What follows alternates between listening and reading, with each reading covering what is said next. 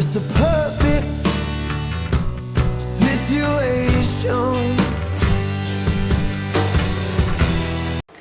Now I'm going to make some Yorkshire puddings, and I don't use measurements or anything like that, but I'll try to give you an idea.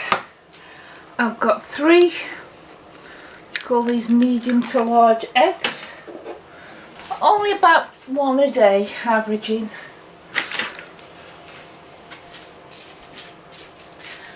And we want to whisk that up.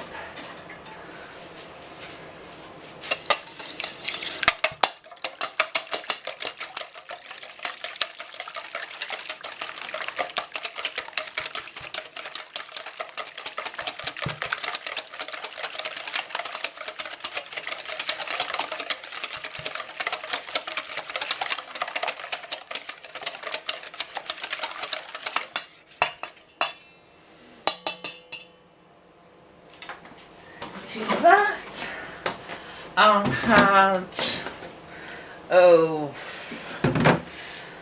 let's try and do some measurements, eh? 1/2 cup of whole milk,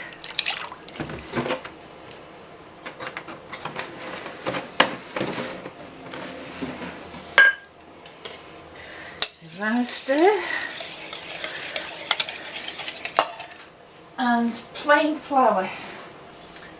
Now this measurement is 1/4 cup size, so I'll put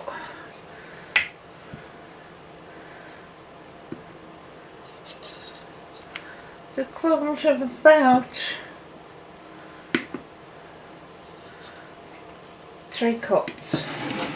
Well, no, 3/4 of a cup of plain flour, and just see that round.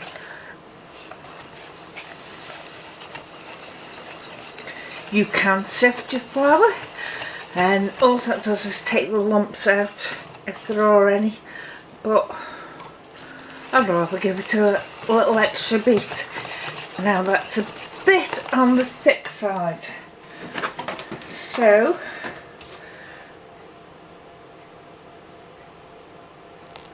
touch more milk, I'll put it down.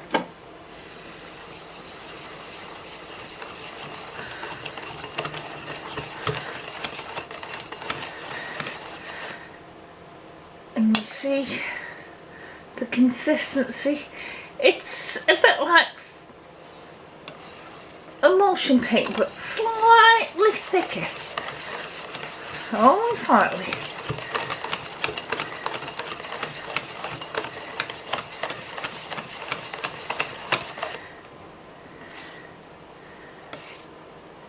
And that'll do.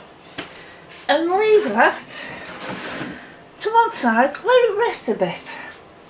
Does it the world of good. And while that's resting, get your pan that you're going to do the Yorkshire puddings in, and basically cover the bottom with oil. Now you want something that will take high heat, such as vegetable oil or large. You don't want olive oil or butter that can just burn, so just put in, crank your oven up to the highest temperature it'll go.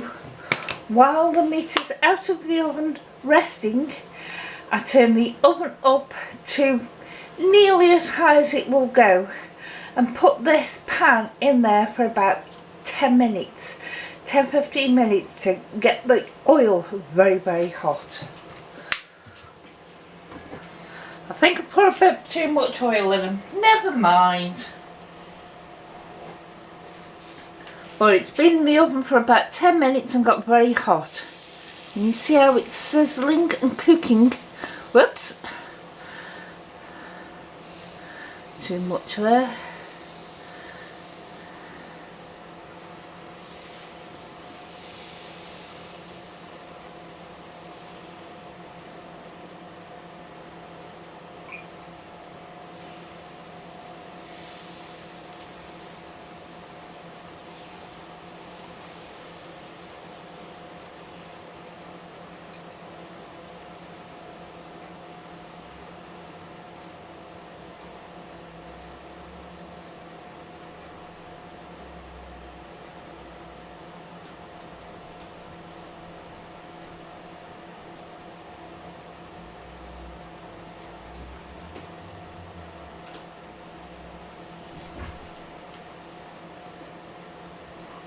Now we'll put this back in a very hot oven for about 20-25 minutes and they will be cooked. Put them at the top of the oven. Those are the Yorkshire puddings done. They're a little bit crispy burnt. That was because I forgot about them. They need about 15 to 20 minutes, not 20 to 25.